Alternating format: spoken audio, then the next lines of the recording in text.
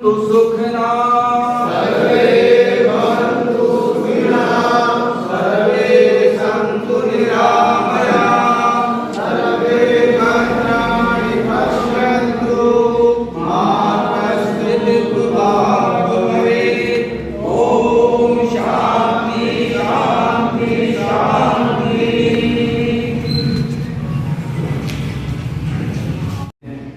तो प्रतिवर्ष कार्यक्रम रहता है ऐसा,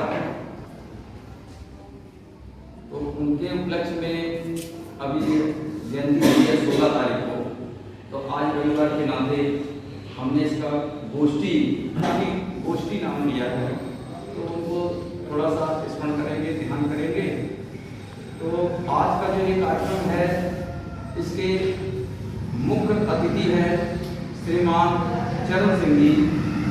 आप दिल्ली से सेवा करते हैं, बैठे हुए हैं। और दूसरा परिचय है जो आज संत रविदास जी के बारे में चर्चा करेंगे। आप हैं श्रीमान दीपक जी।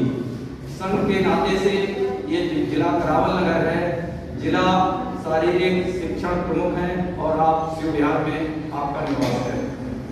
तो कार्यक्रम के प्रारंभ में श्रीमान चरण सिंह जी से निवेदन करूंगा कि संत रविदास जी के बारे में बहुत ही नहीं है, थोड़ा बोलना चाह रहे हैं। कोई गलती है तो ही क्षमा चाहता हूँ। देखो, यहाँ विचार जो मेरा मत है वो यही है कि जैसे संत रविदास जी थे, उनको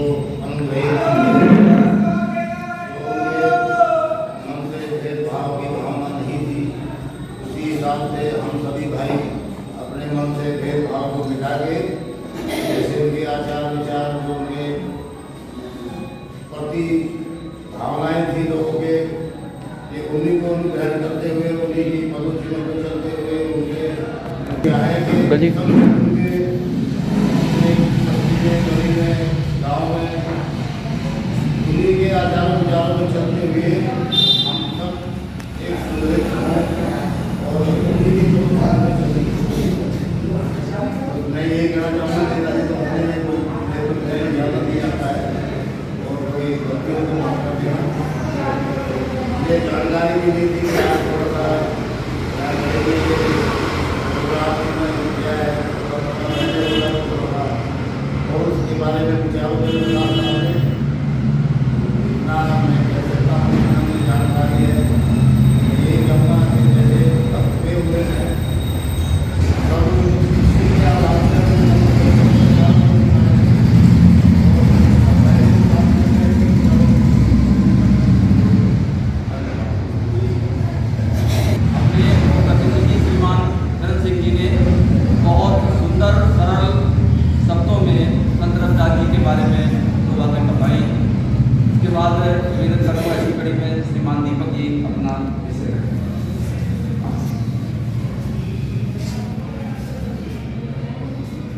उपस्थित अधिकारीगण, मेरे प्रिय स्वयंसेवक बंधु और समाज के विभिन्न क्षेत्र से आए हुए प्रबुद्ध लोगों को मेरा नमस्कार।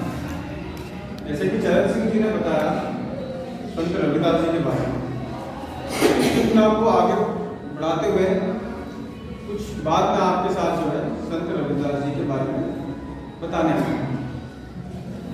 शिरोमणि श्री रविदास जी का जन्म हिंदुओं की आध्यात्मिक नगरी काशी में सन 1433 को हुआ। बचपन से ही काफी बुद्धिमानी थे, कुशाग्र थे और उनका ध्यान आध्यात्मिक जीवन तथा ईश्वरीय आराधना की तरफ अधिक था। उनके पिताजी का जूतों का व्यवसाय था, तो वे भी अपने जूते के व्यवसाय में बचपन से ही जाने लगे। परंतु उनका व्यवसाय में ज्यादा मन नहीं लगता था। कभी कभार तो वो लोगों से बिना पैसे लिए ही उनके जूते ठीक कर दिया करते थे।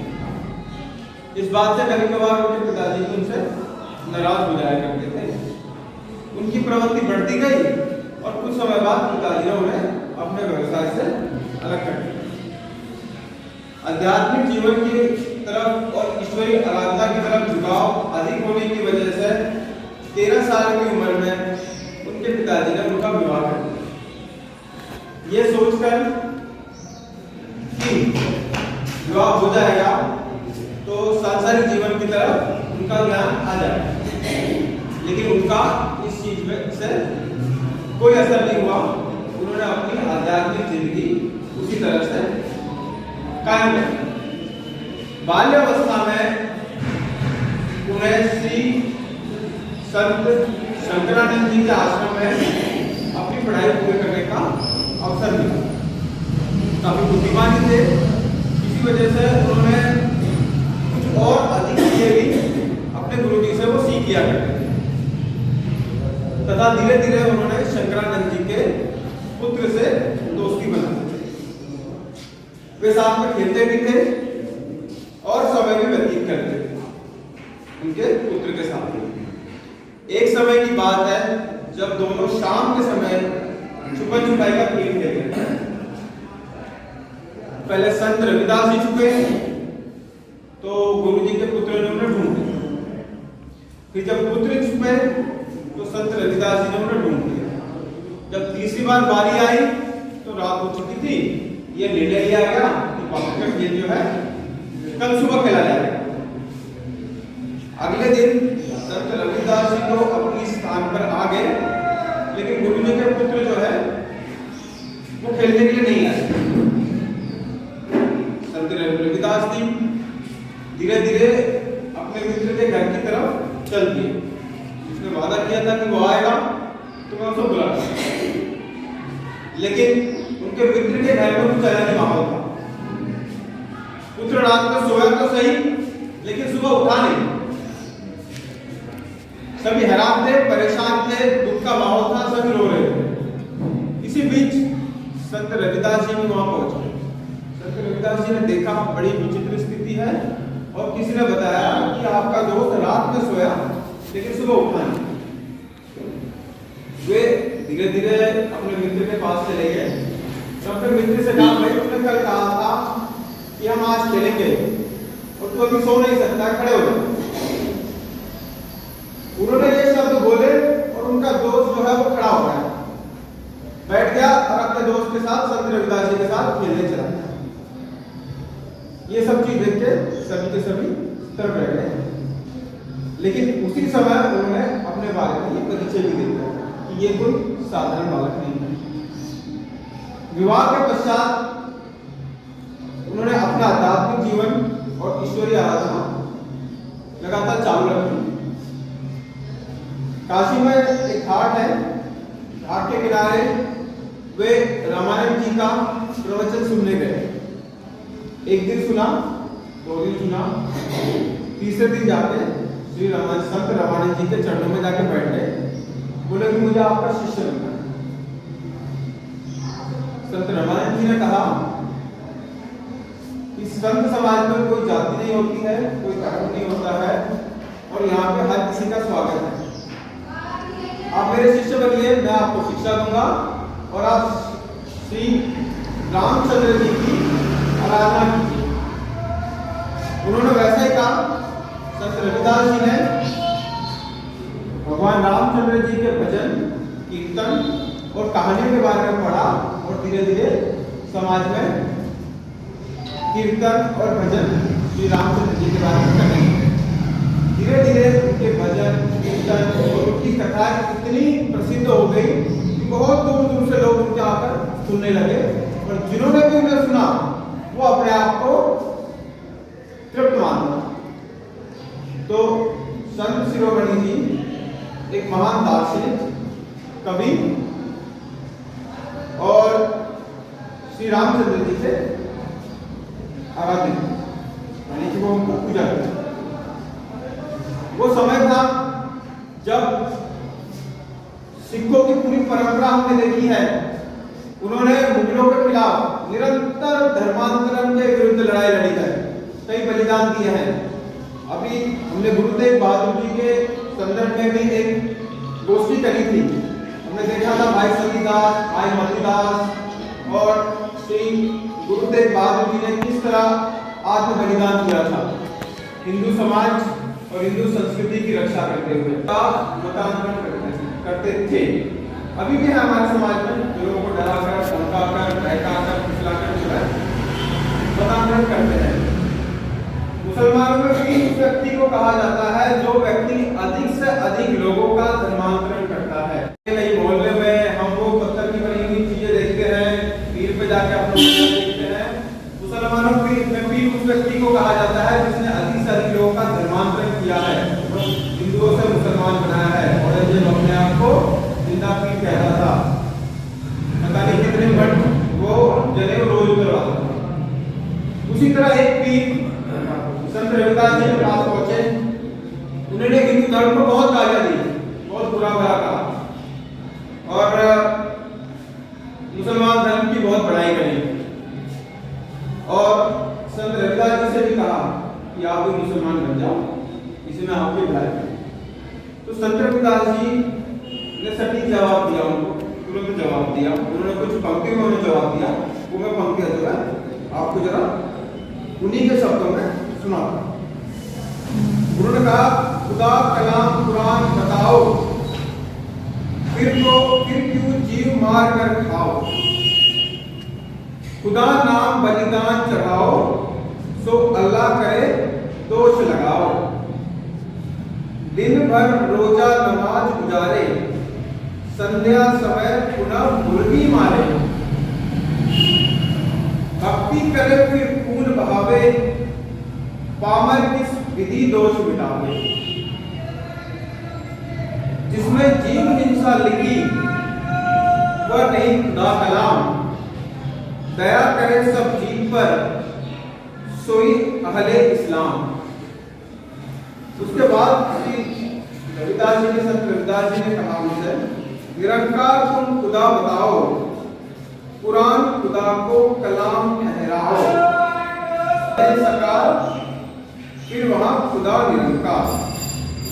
यह सुनकर सुतना पीर श्री संत रविदास जी से प्रभावित हुआ और वो मुसलमान से हिंदू हुए।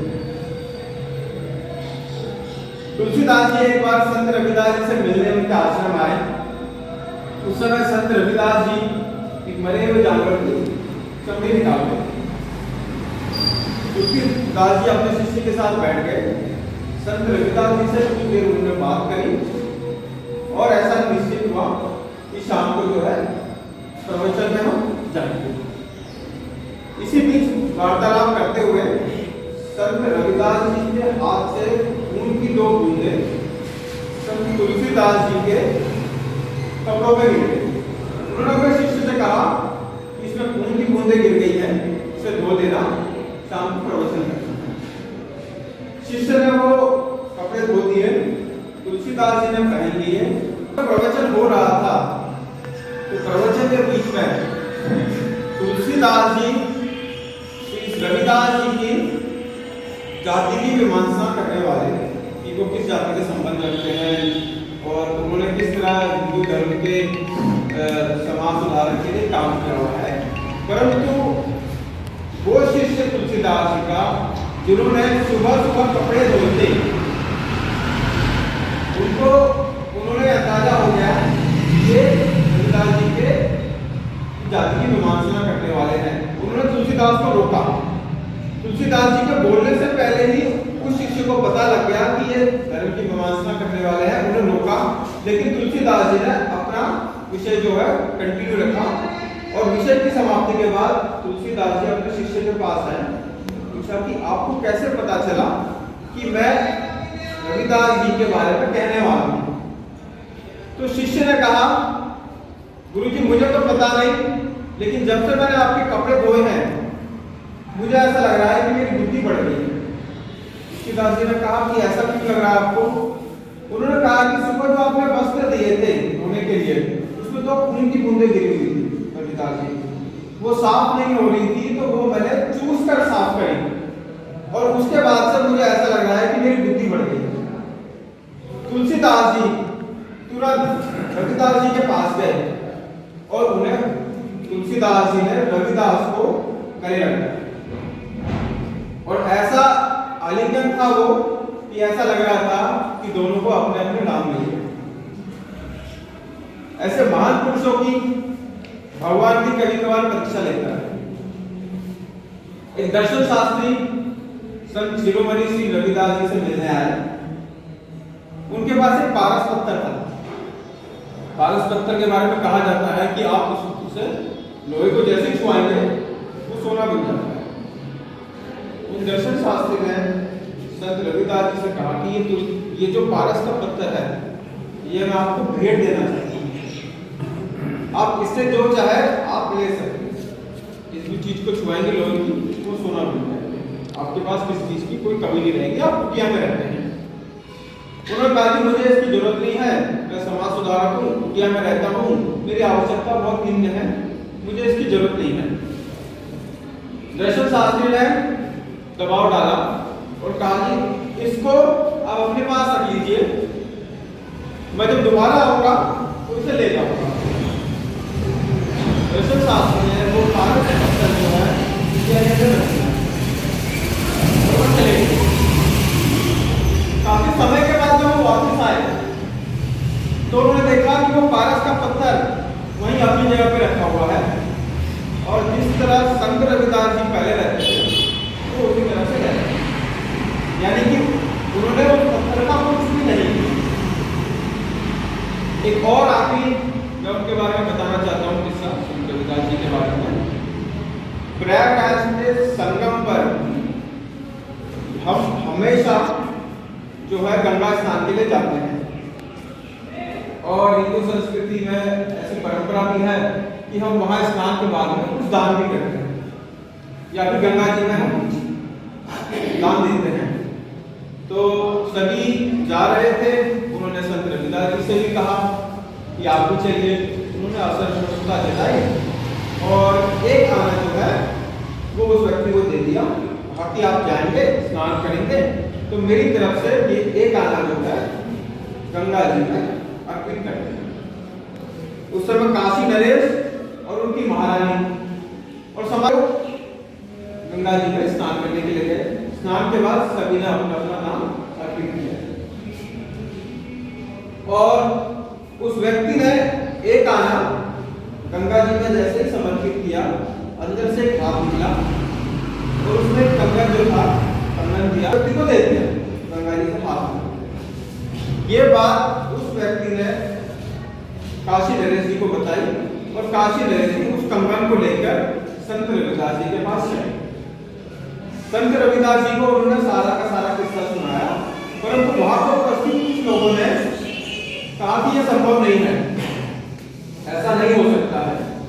अगर ऐसा हो सकता है तो आप 3 से 1 आना लीजिए, गंगा जी में डालिए और अगर कंगन निकलता है तो हम मान लेंगे कि हाँ जी गंगा जी में। संत रविदास जी ने कहा कि गंगा जी लाने की जरूरत नहीं है, एक कटोरी में गंगा जी जल रख ले और दोबारा से वो प्रक्रिया दोहरा लेते हैं। कटोरी में गंगा जी जल लाया गया और रविदास जी ने एक आना डाला और उसमें से फिर से गंगा जैसा पहले निकला था वैसा का वैसे ही दोबारा निकला। तो यहीं पे मैं अपनी वाणी को विराम देता हूँ। आजकल बहुत बड़ी जिंदगी है।